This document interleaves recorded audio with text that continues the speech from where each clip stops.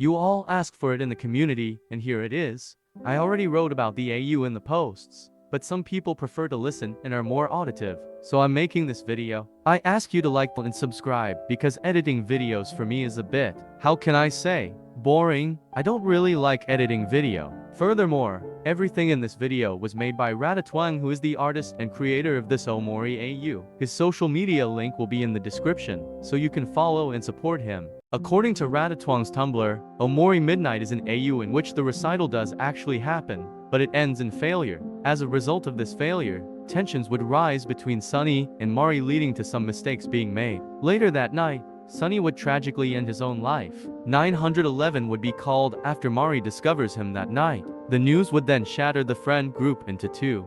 5 years later, the group is divided and all coping in their own ways, with Mari experiencing these strange dreams and being in a world she cannot fully comprehend. To be honest with you, I found this lore better than Omori's original story. In case you didn't know, I graduated in psychology, and children and teenagers can suffer from disorders such as depression and OCD, even though it is more common in adults. Now the lore of Omori and what Basil did as a child doesn't make much sense to me. The Kel in this AU is very similar to the original, but according to the creator he is very similar to the original Kel, and Basil became an emo. Ratatwang, the creator, described the characters a little better on his Tumblr. According to him, Mari became more selective of her friends after Sunny's death, only trusting a very certain amount of people, more specifically Hiro. She still has a liking for musical instruments, though it is a slightly tarnished passion post-recital. She is still extroverted in a sense and usually goes out with Hiro, as well as holding on to that strong core trait of kindness and caring. However, she has a hard time controlling her emotions and usually relies on Hiro for emotional support.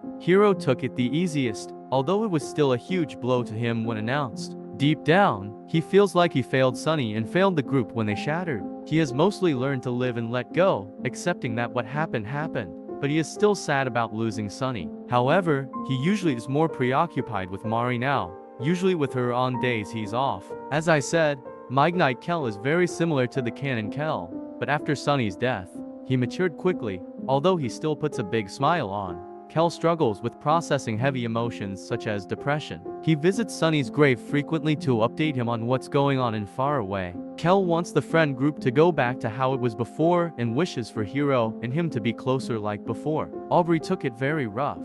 Not only did she lose her crush, but her relationship with her role model shattered too. Luckily, she did have Kim bring her back to a normal level. In the present, she will avoid any topic in her past, especially when it comes to Sunny or Mari. She denies feeling any sort of negative feelings when it comes to her grief and says how she is just over it. She is a part of the idol gang and uses singing as a way of coping that deep pain inside her. Basil, according to Ratatwang, probably took it the worst. Not only did Basil see the incident beforehand, but he also noticed Sunny deteriorating. After hearing Sunny committed, he isolated himself more and more, scribbling over the photos of Mari and believing that Mari is solely to blame. He uses gardening as a way to cope, but it's very hard to brush off those feelings of anger towards Mari. Over the years, he mended his friendships with Kel and Aubrey, although it is very awkward with Hiro and very poor with Mari. There's also the Space Boy character in this AU and this mysterious sweetheart tag and emotions too. And there's this version of Hooligans. I hope you liked the video.